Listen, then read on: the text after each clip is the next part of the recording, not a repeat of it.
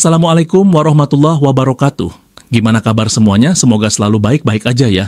Ibnu Hajar al-Asqalani dalam kitabnya mengatakan, dikatakan oleh sebagian ahli hikmah, ada 10 perkara dari 10 orang yang dibenci oleh Allah Subhanahu wa Ta'ala. Yang pertama adalah orang kaya yang pelit. Yang kedua, orang fakir yang sombong. Yang ketiga, ulama yang tamak. Yang keempat, perempuan yang hanya sedikit memiliki rasa malu. Yang kelima, orang yang sudah tua masih cinta dunia. Yang keenam, pemuda yang pemalas. Yang ketujuh, penguasa yang zalim. Yang kedelapan, penakut saat berperang. Yang kesembilan, orang zuhud yang bangga diri dengan kezuhudannya. Yang kesepuluh, ahli ibadah yang memamerkan ibadahnya. Pertama adalah kikir. Mengapa kikir masuk pada perkara yang dimurkai oleh Allah? Orang bijak berkata, kikir dapat melebur sifat kemanusiaan dan melestarikan karakter kebinatangan. Yang kedua, mengapa kesombongan termasuk kepada perkara yang dimurkai Allah? Karena sombong adalah pakaian sang pencipta, hanya Allah yang pantas untuk menyombongkan diri. Yang ketiga, mengapa tamak termasuk perkara yang dimurkai oleh Allah? Karena tamak, Allah menurunkan wahyu kepada Nabi Musa ibn Imran dalam kitab Taurat. Sesungguhnya induk dari segala kesalahan ada 3, yakni takabur, hasud, dan tamak. Yang keempat, mengenai sedikitnya rasa malu. Tentang persamaan malu, Nabi bersabda, barang siapa yang tidak punya malu, maka dia tidak punya agama. Barang siapa yang tidak punya malu di dunia, maka dia tidak akan masuk surga. Hadis riwayat Ad-Dailami. Yang kelima, mengenai orang tua yang cinta dunia. Abu Bakar Al-Maraghi berkata, orang yang berakal adalah orang yang memikirkan urusan dunia dengan apa adanya dan menunda-nunda. Namun terhadap urusan akhirat, ia tamak dan segera, dan terhadap urusan agama dengan ilmu dan bersungguh-sungguh. Yang keenam, mengenai pemuda yang malas, sebab dapat membuat manusia gagal memanfaatkan potensi yang diberikan Tuhan.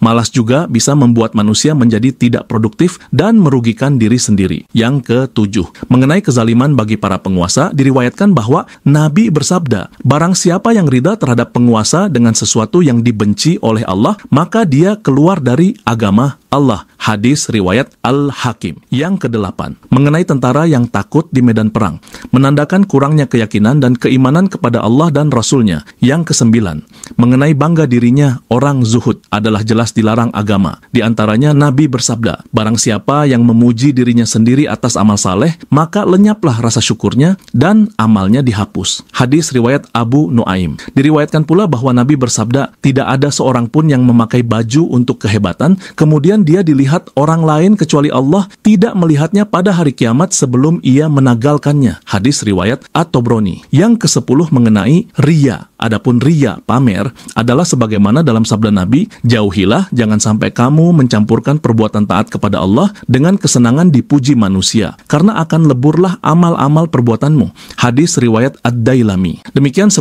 perkara yang dimurkai oleh Allah Subhanahu wa Ta'ala. Semoga kita terhindar dari 10 perkara tersebut. Amin ya Rabbal Alamin.